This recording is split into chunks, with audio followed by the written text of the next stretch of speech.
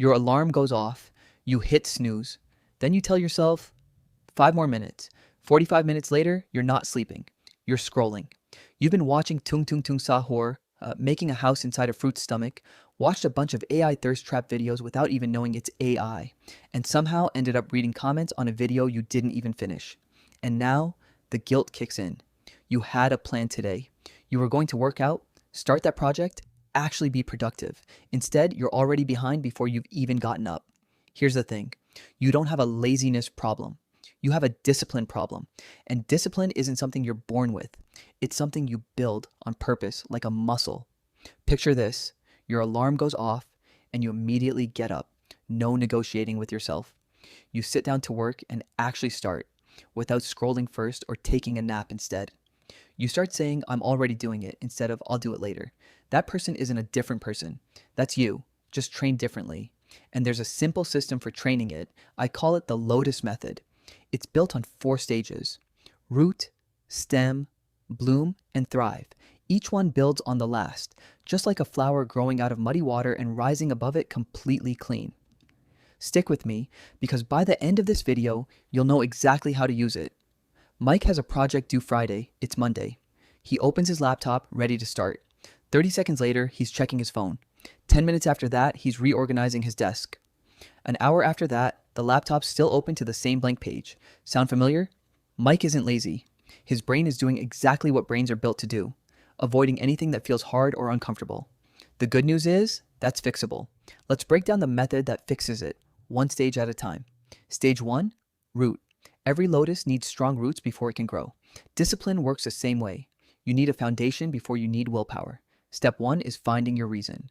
Not, I guess I should be more productive, but an actual reason that means something to you. Something deeper than the surface goal. Not just finish the project, but stop feeling behind all the time. That's the kind of reason that holds up when things get uncomfortable. Step 2 is fixing your environment.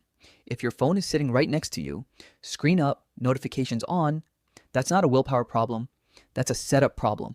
Put it in another room. Make the distraction physically harder to reach than the task itself. Step 3 is starting small. Don't force yourself to do the whole thing at once. Tell yourself, just write 1 sentence. Just do 1 push-up. Just read 1 page. Why this works. Motivation is unreliable because it depends on how you feel in the moment.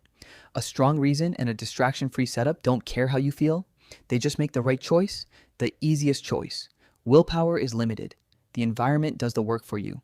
Stage 2, stem. The stem is what keeps the lotus standing, even in dirty water. This is where you train self-control.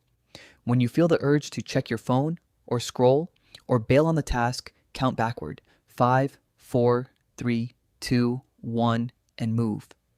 That brief countdown interrupts the overthinking before it takes over. It's called the 5-second rule, and it works because hesitation is where procrastination lives. The moment you stop counting and start moving, the hesitation has nowhere to go. Then there's delayed gratification. Every time your brain wants a reward immediately, a break, a snack, a scroll, wait. Finish 1 more section first. Push the reward back just a little. Here's the logic. Every time you give in to a small urge immediately, your brain learns that urges get rewarded instantly. Every time you wait, even 10 seconds, you're teaching your brain that you're in charge, not the impulse. Stage 3, bloom. Once you've got control, it's time to actually focus.